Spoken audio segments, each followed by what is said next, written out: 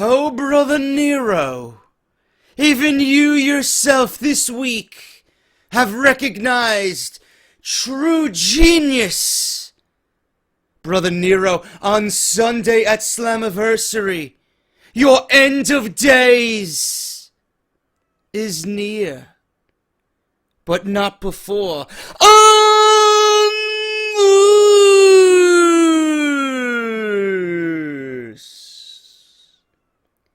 Is the #1 fucking podcast in your subscription boxes right here on YouTube.com, and Brother Nero himself tweeted me just a few days ago. Man, actually yesterday he tweeted me.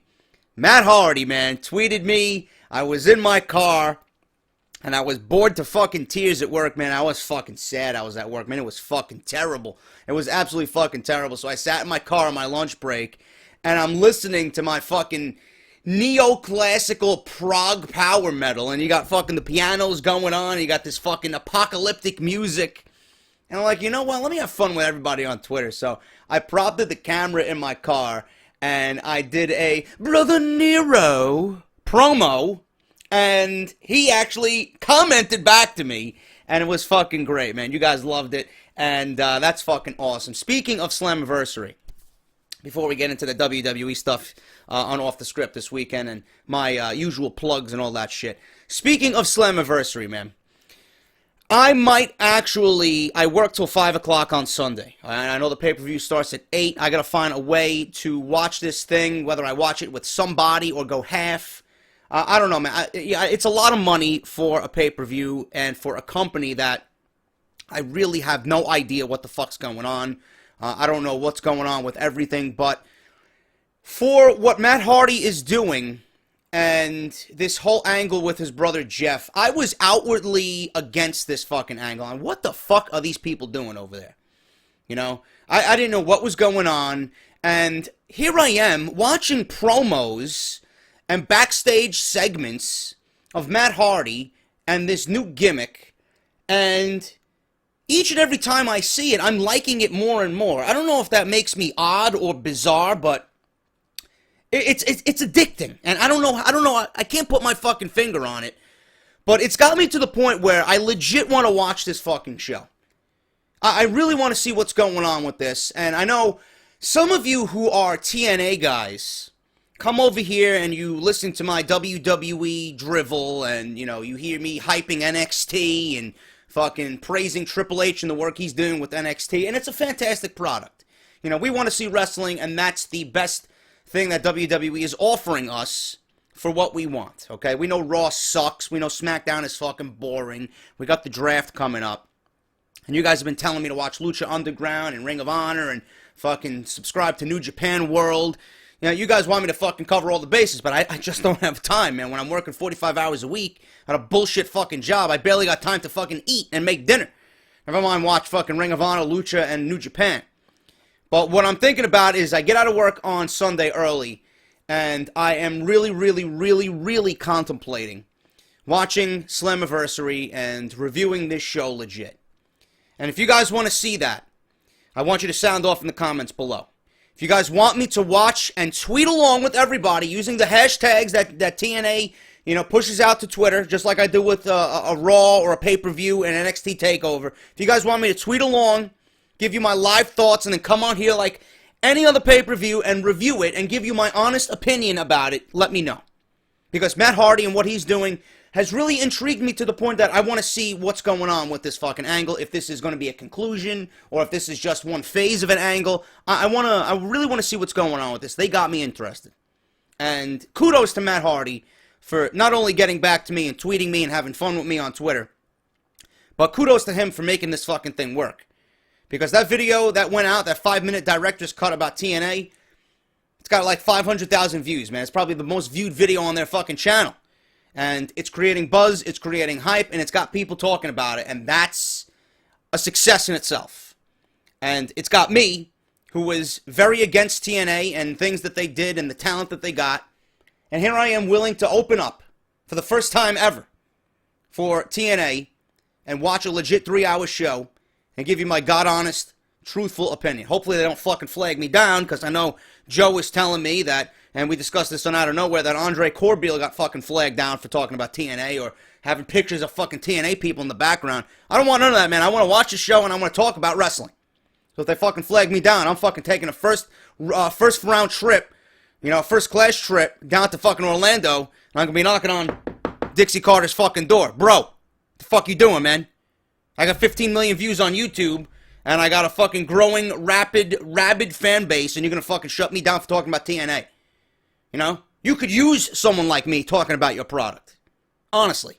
So that's what I'm gonna do. If you guys want it, I will certainly do that. You let me know and sound off in the comments below. But this is Off the Script. We talk mainly WWE here. Thank you guys so much. Episode 121, part number 1 for your weekend, June 10th, 2016. If you missed anything that I did previously this week, man, a bunch of Call of Duty stuff was pushed out. We did NXT Takeover review. Make sure you guys go check that out. We did Off the Script for part 4 of episode 120, talking about Brock Lesnar going back to the UFC for one night only at UFC 200. If you guys missed that on Monday, everything you need is linked down below in the description of this video. If you guys want to go get your t-shirts, man, barbershopwindow.com, and then the link is down below in the description. And if you go to the website, you're going to see the drop-down menu, and you're going to see partners, and then you're going to see Off the Script right there, man. We are an official partner of Barber Shop Window. Get all your merchandise there, and it's just fucking fantastic, man. It's a great way to support the show, great way to support me, and you look good while doing it, man. Summer months are here. It's going to be nice. It's going to be beautiful. You get to go out with your family, your friends, your girlfriend, your wife, your kids. Wear a nice Get Off My TV t-shirt. Barbershopwindow.com. Link is down below. Thank you guys so much who have ordered your t-shirts this week. Twitter and YouTube, JD from NY206. Follow and subscribe for the latest and best WWE news and rumors right here on YouTube.com. WrestleCrate.com. Use the coupon code JDSentMe for an instant 10% off your first purchase, whether that is the regular crate or the ultimate crate. It is worth your money and your time, man. Good people over there, and it's just a great product delivered to your front door. If you love professional wrestling, you should not miss out on WrestleCrate.com and on Twitter at WrestleCrates. Coupon code JDSentMe for an instant 10% off. The iTunes podcast went up this week, 2.5 hours long. We talk about everything from Brock Lesnar to the draft to Raw, NXT. You guys got it. It's all on there, man. Everything you need. iTunes, Podbean, Stitcher Radio, AudioBoom, and Google Play. We are now live on Google Play. All the links for each website are down in the description below. And as always, Patreon, if you guys want to continue to support the Patreon, man. You guys are fucking kicking ass. We are nearing almost $1,200 per month. T-shirts will be going out very soon. I just got to tie up one small loose end with Patreon, and we're going to get you T-shirts, man. I will let you guys know on Twitter what's going on with the T-shirts. Everybody that's pledged $25 or more per month, you're getting your own T-shirt. You're getting whatever shirt you want on there, plus all these other little perks as well.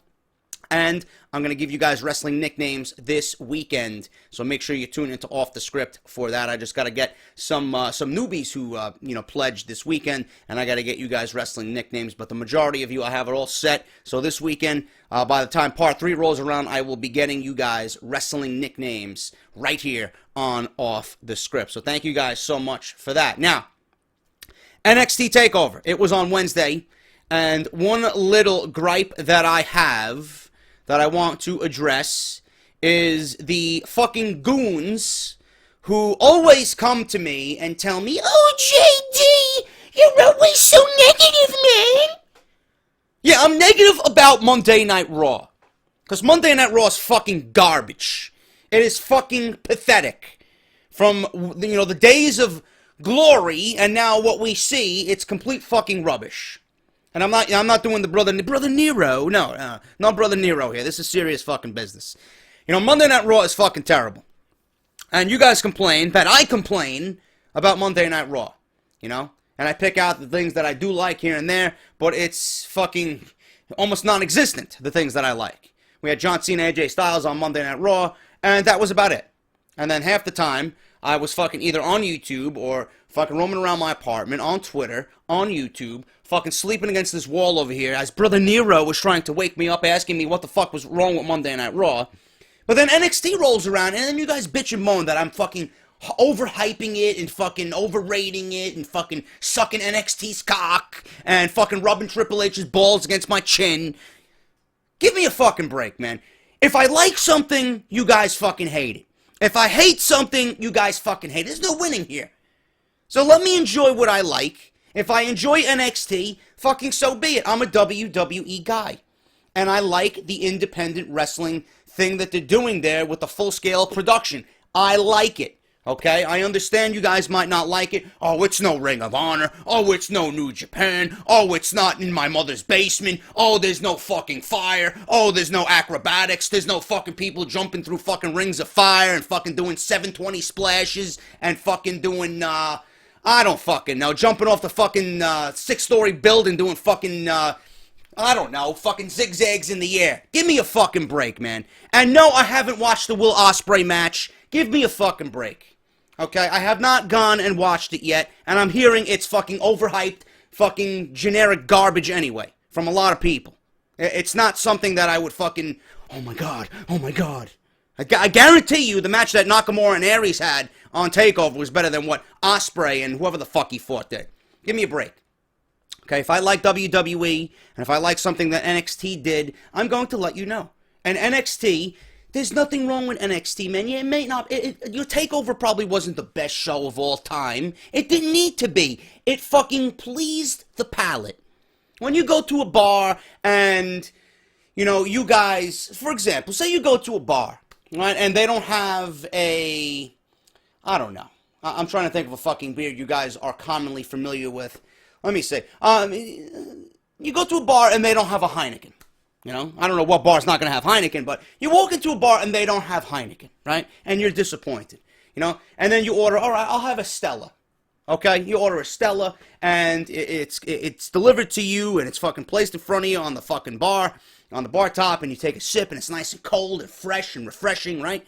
You know, it whet your palate. You're satisfied. That's what NXT does, man. That's the best way I can describe it. That's what NXT does to me, being a WWE fan. I gotta sit through fucking 3 hours of garbage on Monday Night Raw. Excuse me if I enjoy 2 hours, commercial-free, of excellent fucking in-ring action. You watch Nakamura and Aries, you watch Jordan and Gable versus The Revival. What is there not to like? What is there not to like in those two matches? Please, I would love for you to fucking pinpoint something that was wrong in both of those matches. Nia Jax and Asuka wasn't the greatest women's match of all time, but it got the job done, right? Finn Balor and Samoa Joe wasn't the greatest steel cage match of all time. I actually enjoyed their match at Dallas better. But what was wrong with it, man? It was the blow-off for a feud that was 7 months in the making, a testament to two guys who took something normally WWE would fuck up in 1 week, and they stretched it out over 7 months. But you can't give respect and do, right? You can't give these guys fucking the time of day. Give me a fucking break, okay? NXT is offering WWE people and WWE fans alike an alternative to their shit product on the main roster. That's why WWE wants to raid NXT. That's why WWE wants all the big name guys down at NXT on the main roster. Because they know that with the help of those specific individuals, their main roster is going to be better. And they want them merely to fucking fill roster gaps because they don't know what to fucking do with the draft and the brand split, etc., etc. Which leads me, you know, not talking about these fucking goons anymore. Give me a break. Talking about the top story for this part 1 of episode 121. NXT will be ransacked for WWE and the draft. NXT has undergone so much change over the past 6 months that it's insane to think that any more is coming, but the WWE Draft is coming up roughly a month, and the effects of NXT, or the effects on NXT, are yet to be determined. There are several NXT talents that work live events who are ready to be brought to NXT programming at a moment's notice, and that's a good thing if the latest rumor about the WWE draft is true. I'm going to stop the report there. If you guys watched Breaking Ground after NXT TakeOver this Wednesday, you guys know what I'm talking about. It was fucking great. Probably the best show on the network, in my honest opinion. It pretty much took the WrestleMania weekend and it showed you exactly what Enzo and Cass were doing. Sami Zayn, Nakamura, Apollo Crews, and Bayley.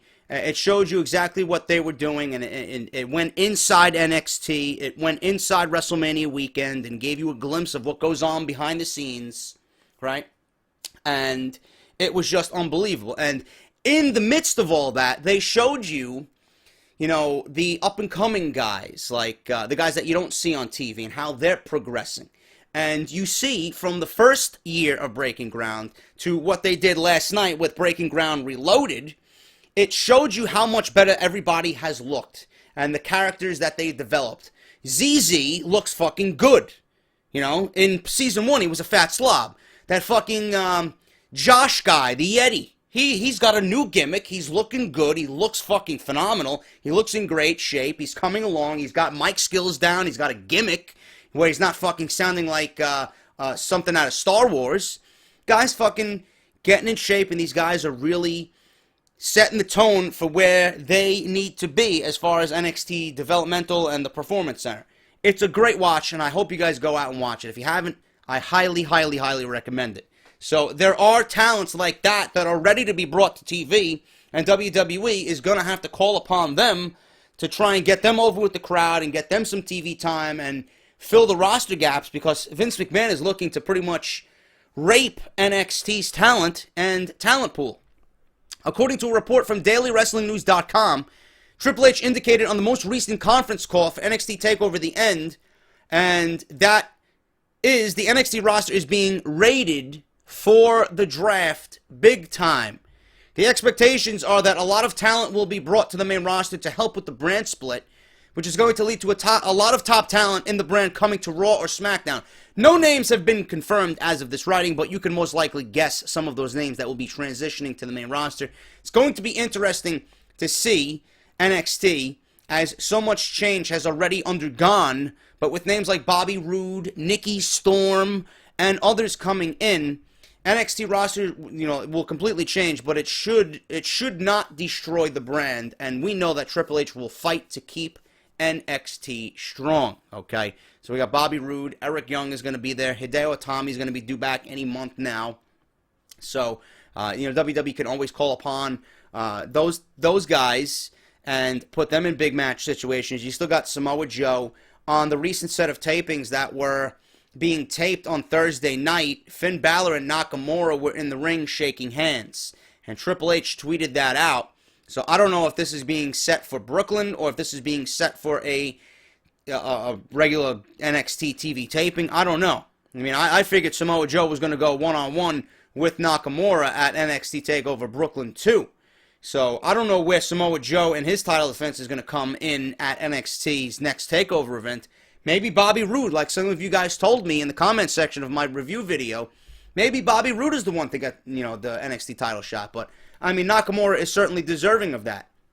Maybe Austin Aries gets a title shot. I have no fucking idea. Austin Aries actually destroyed No Way Jose during the taping. So I'm assuming they're setting up a feud with that. And that's going to be great as well. That gives No Way Jose his first big-time money feud in NXT. It's going to be very interesting to see. A lot of things going on in NXT that I want to keep you guys up to date with, man, because it's a great fucking brand, and I enjoy what they do down there. But I'm very interested to see where this talent is going to be ransacked from NXT, and it's going to be moved to the draft. I hope not. I don't mind it happening progressively, slowly.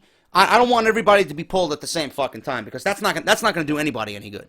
That's not going to do NXT any good. That's not going to do any of this talent any good. You don't want to pull a Nakamura, a Bayley, and a Finn Balor all at the same fucking time and then leave NXT crippled. That's going to ruin morale, number one. I can only imagine it's going to ruin morale for the first couple of weeks.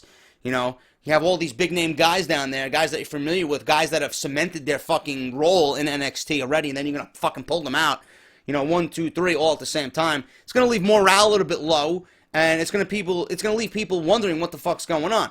So if you do it slowly here and there, one at a time, and then you start making roles for them on the main roster, and then pull somebody else and do the same thing, rinse and repeat, it'll be a little bit more easier on everybody. It'll be easier on us as fans as well, because we don't want to see NXT being stripped completely of everybody, not with Brooklyn coming up. I know WWE wants to make Brooklyn fucking better than it was last year. So I don't think they're gonna, I don't think they're gonna be ransacked completely, because that's not what Triple H wants. He's on the road to Brooklyn, man. And I don't think WWE is going to jeopardize that brand heading into that pay-per-view. I just don't believe it. These guys and, all the talent that I've mentioned, yes, they're going to be on the main roster, but I don't think it's going to happen all at the same time. That would be a fatal mistake for everybody. The brand, the wrestlers involved, the fans, that's not what you want. Slowly but surely is the best way to go about this. There are several obvious NXT stars ready to make the jump when Vince McMahon makes the call. Finn Balor, Bayley, American Alpha, they lost the titles to the Revival. So it looks like they might actually end up getting called up.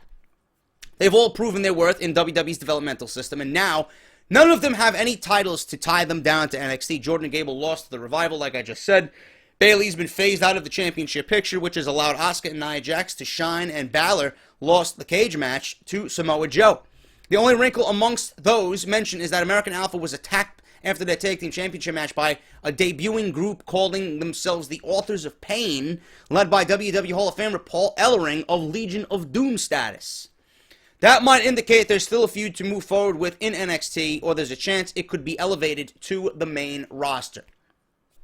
Shinsuke Nakamura has also made an immediate impact since arriving in NXT, and it appears only a matter of time before he either joins Raw or SmackDown. However, Triple H hinted that the King of Strong Style may be next in line for a title shot against Samoa Joe, which I honestly think is the best thing for him and the brand and Samoa Joe, to be honest with you, because I don't think anybody right now in NXT after Finn Balor is worthy of a title shot except Shinsuke Nakamura.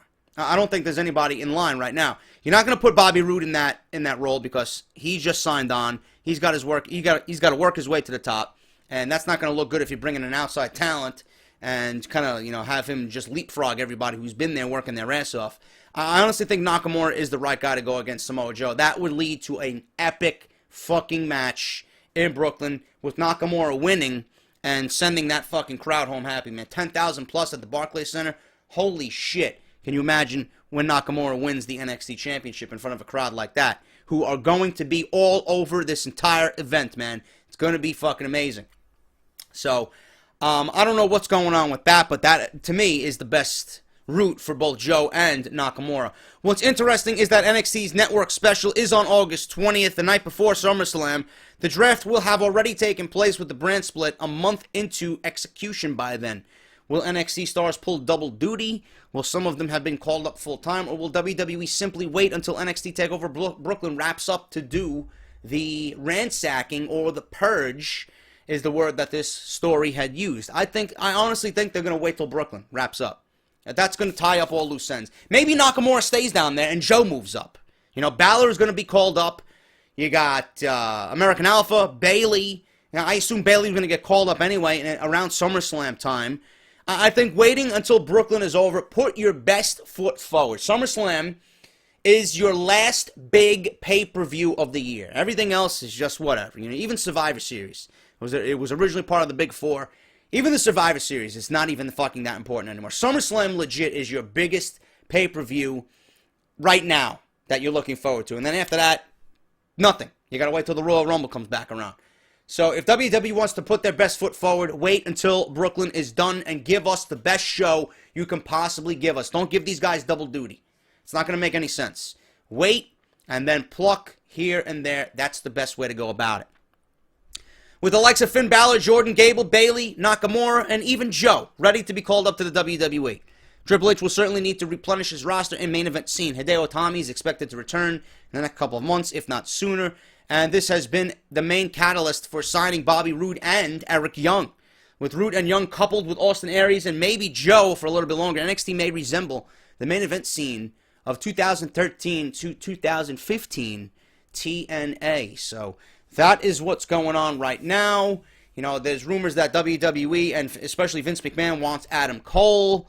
I don't know what's going on with TNA. There's been nothing announced that they're signing a new television deal. I don't know how long they have on Pop Television. I don't know where they're going to go with that. I don't know what their status is. I know there were rumors that they got outside investors wanting to buy the product. Dixie Carter didn't want to give up majority share of the company. I don't know where any of that stands right now. So if you TNA guys have any news for me, let me know, because the way things are going right now, TNA without any television deal is pretty much dead in the water. And I'm not knocking TNA. I'm not fucking poking fun at TNA. I'm not shitting all over the fucking product like I usually do. I'm a little bit more open-minded nowadays, especially with me saying I want to actually check out Slamversary on Sunday. But if they don't have a television deal in place in North America, they're done. And that's the fact. That's the truth. And hopefully they can find a television deal. If not, and they are done, and there's no more TNA, everybody from TNA, EC3, Drew Galloway, Bobby Lashley, Jeff Hardy, Matt Hardy, all those guys, man, they're going to fucking waltz on in. They got a fucking open door for NXT, and then there you go. That's the problem solved right there. But I don't know what's going on with that. I don't know if it's going to last through the summer. I don't know if their television deal lasts through the end of the year. I don't know when the negotiating is going to come to a halt or when it's going to be finalized. I have no clue. No clue. And it seems like that story has died as well. But that's also something to keep in the back of your mind. Especially with Eric Young and Bobby Roode now leaving TNA, and we had Drew Galloway, and we had EC3 on that Evolve 61 show, in which Triple H okayed the shoot promo that they cut on WWE and NXT, almost as if it was a tryout to pretty much impress WWE officials there, and they gained more notoriety there at that show because of that promo than anything they've done in TNA. Because TNA doesn't have the proper marketing, they don't have the proper management, they don't have the proper resources to get what they got going on pushed into the general public. Nobody knows what Drew Galloway is doing. Nobody even knows Drew Galloway's the fucking heavyweight champion over there. And what's the last thing that he's done with the world heavyweight title over there? Who the fuck knows who he's fighting at Slamversary? Not everybody knows this. If you're in the world of, if you're in the bubble of the IWC and you watch TNA, that's pretty much who knows. But if you're an outsider who doesn't know jack shit about TNA, but you know who Drew Galloway is, half the fucking time, most of the time, you're not even know what the fuck's going on, or what he's doing, or that he's the world champion, So, you gotta keep all this in the back of your mind. And NXT, in my honest opinion, will be fine. I don't think Triple H is going to allow anything bad to happen to the baby that he built. Brooklyn's going to happen. We're going to see a fully stacked Brooklyn card. And after that, then we're going to see the Ballers. Then we're going to see the Joes. Then we're going to see the Nakamura's and the Baileys all up on the main roster. And then they're Vince McMahon's pet projects. How he treats all those guys, all those individuals, I have no fucking idea. Absolutely no idea, man. But hopefully they will treat them with the respect and the dignity that they deserve, because Bailey and Balor and Nakamura and Joe, those are money players. And if you put them in the right roles on WWE television and you give them fucking engaging television and story writing and storytelling and storylines, things could be like we enjoy it on NXT on WWE. It's all on Vince McMahon. But I doubt that's going to happen. So NXT being ransacked for the WWE draft, my honest opinion, I think they're going to wait till Brooklyn is over. Then everybody's getting the fucking call up to the main roster.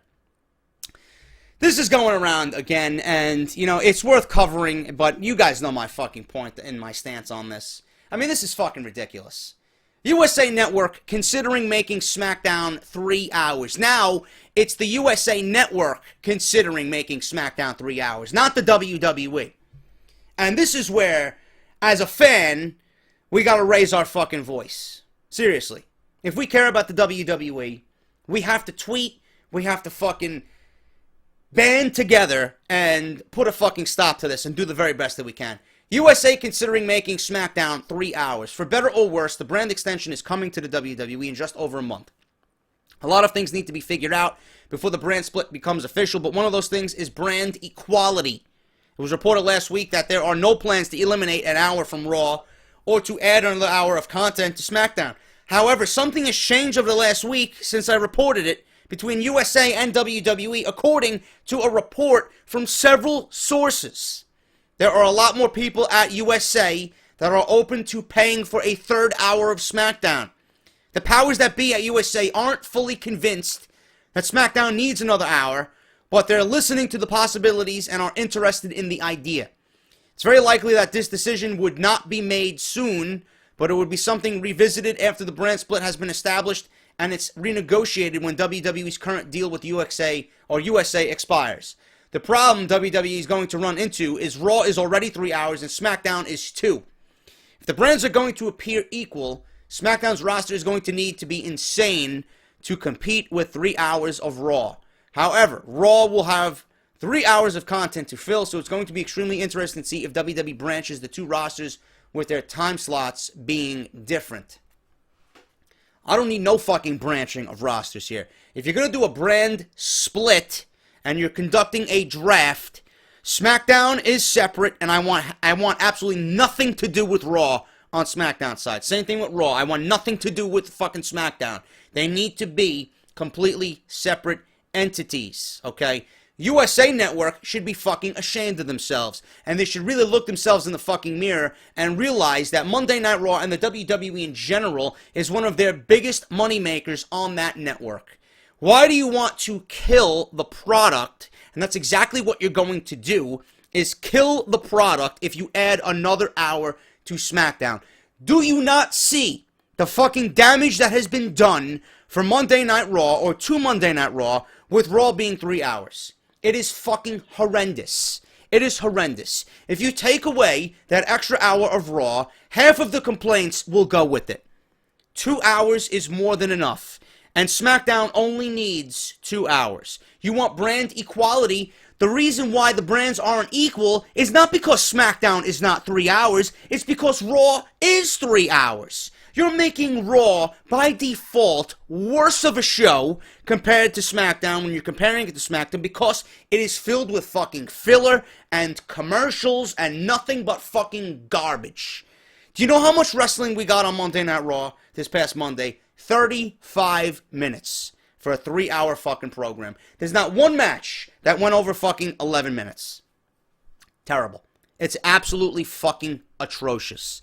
The reason why SmackDown is not equal to the goons over at the USA Network, the suit and ties who don't know jack shit about wrestling, the reason why SmackDown is not equal is because Raw is 3 hours.